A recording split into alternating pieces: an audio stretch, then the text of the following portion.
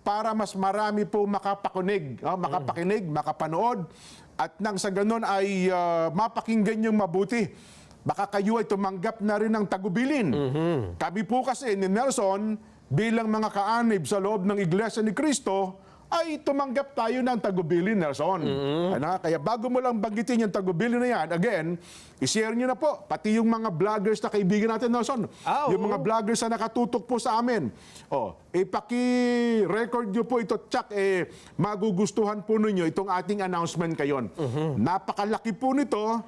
At baka mabigla kayo, manghinayang kayo kung hindi nyo po maire-record itong announcement natin ngayon. Okay, hindi nyo napanood, diba? Oo, pero bago po yun, ay balikan muna natin ang mga pangyayari. Yan. Bigyan natin ng konting premise, no, Son? Background. Bakit ba naging abala dyan? Kasi nakita mo, ang House of Representatives, halos araw-araw inaabot nga ng madaling araw kung minsan, naging abala sa kung ano-anong investigasyon, di ba? At kung ano-anong ginagawa. At ngayon ay may nakaumang pa na impeachment. Saan ba nagmula yan dyan? Ano bang pinagmula ng mga pangyayari ito? Nako, yun na nga po. Dahil sa ito po ang tag natin ito, yung awayan sa politika. Yun hong mga issue na ibinabato sa pangalawang Pangulo, dahil daw po sa ganito, sa ganyan, hindi na natin muna talakayin sapagkat alam naman yun ng ating mga kababayan. At nauwi ho yan sa napakatindi, humantong sa bantaan nandiyan diba? Sabi ng Vice President, pag ako namatay, may kinausap na ako para patayin din kayo. Sabi naman ng Pangulo, hindi namin palalagpasin yan, yung mga ganyan. At sa pamamagitan din ng mga mamamayan, nanawagan di ba, sa ating Vox Populi, na dapat, hindi ganyan, di ba? Dapat sa inyong dalawa, bilang leader ng bansang ito, hindi nag-aaway, dapat mayroong magpakumbaba. May mauna. At doon nga ho sa ating Vox Populi, kayo ho ang nagsabi, mga mamamayan Majority sa inyo nagsabi, ang dapat na manguna dyan para matigil na yung gulo ay ang Pangulong Bongbong Marcos. Pero bitinin natin ng konti, Nelson. Ito inihintay ko pa yung marami nating mga followers. Mamaya natin konting banggitin kung ano po itong i-announce natin na napakalaki. Pero nandun na tayo, Doon sa nagpakumbaba na ang Pangulo. At anong mangyayari kasunod? Ayan po yung ating abangan. Yan, Kaya, sige po, i-share nyo pa, ngayon kasi nakatutok ka sa atin, parang sapagkat kami po ni Nelson at ang iba pa nating mga kapatid ay tumanggap ng bilin, ng tagubilin. Na dapat po baka ay naninibago rin kayo at tsaka makakarating din sa inyo ito. Pero i-announce natin, mamaya konti, Nelson, pasarapin lang natin ang ating kwentuhan. Ilatag pa natin itong mga bagay na ito, Nelson. Unahin natin dyan yung mga epekto ng mga kalamidad. Kasi sabihin din baka nila, hindi, kailan naman magsasabi na wallet ko, gusto ko na ibenta bilyon-bilyon pong halaga. Ngayon, hindi pa nga makabalik sa tahanan nila. Praktika lang naman na ang dapat na magpakumbaba. Yun nga. Diba? Sa kapakanan po ng taong bayan. Yes. Diba?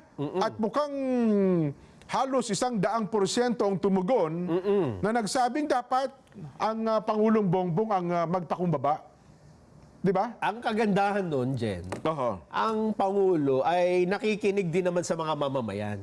Mukhang tayo nga, napakinggan ng Pangulong Bongbong sa punto. Yun ang ituloy ang impeachment. Kasi, di ba yung grupo, civil society group, sa pangunguna na dati si Senador Laila de Lima, di ba? Ang mag-endorso ay yung bagong representante ng REN, akbayan, si Sindanya. Di ba? Yun yung nangyari kahapon At sa araw na ito, sabi, ay meron ba nag-ain o nag-file na ng nag-file ngayon. Kasi hindi ko napanood dyan Yun nga. Ang nakalagay dito ay yung reaksyon ni Congressman Joel Chuma dyan ng House Committee on Good Government. Ito ba si Teddy? Ibang nag-file. Ganun. Tapos sino ito nasa gitna? Si Lisa Masa ba? Yes. Ba't pinayagan ng Kongreso na siguro kasama itong si Franz Castro ba ito? Yung naka-green. Yan. So ito yung nangyari kanina. Congresswoman Lisa Masa, tama ba yun? Ito po, grupo ng makabayan ito. Nakikita natin sa television, Nelson. Grupo ng makabayan. Ito ba yung nangyari kanina? So ito yung second impeachment complaint, tama? Ganun. Naku, talaga naman pala, no? Yun.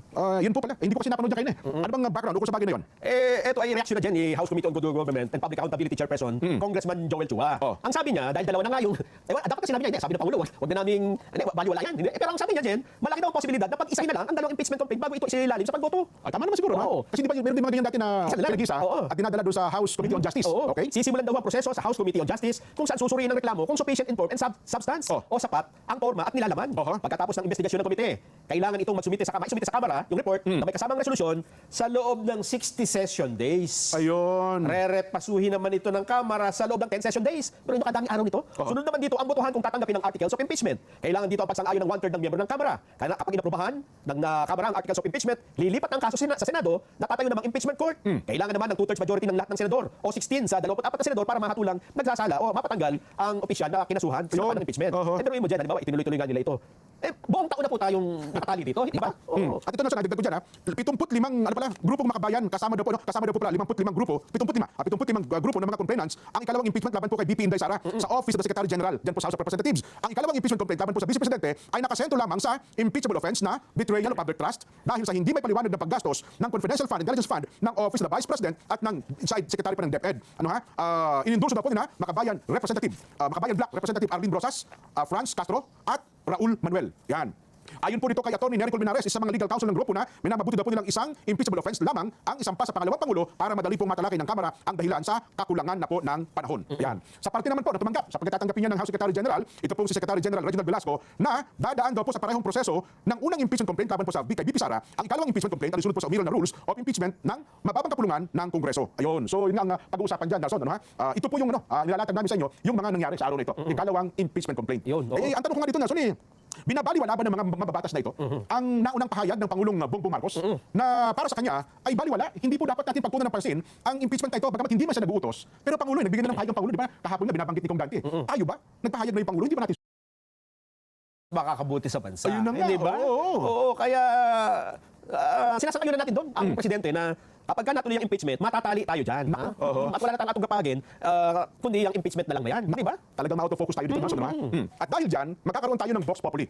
Ay, teka lang hindi pa po namin pinapahayag kung ano po yung tinanggap naming tagubilin, tinanggap naming mga bilin, para hindi po kayo mabuti. Para hindi na tayo ma-out of focus. Yan, opo. Para yung kapakanan ng mga mamamayan ay mapanatili natin. Ibig sabihin ay mabigyan sila ng tamang serbisyo ng gobyerno. Yan, opo. At mapanatili natin yung kapayapaan sa bansa. Yan. At Panindigan ang Pangulong Bongbong Marcos sa kanyang panawagang no to impeachment?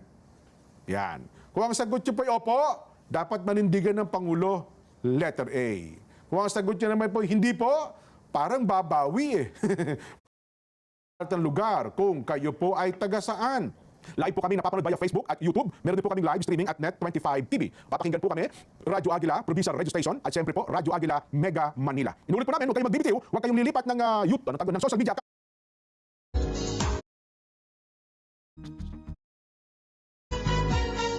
Pero ang kasunod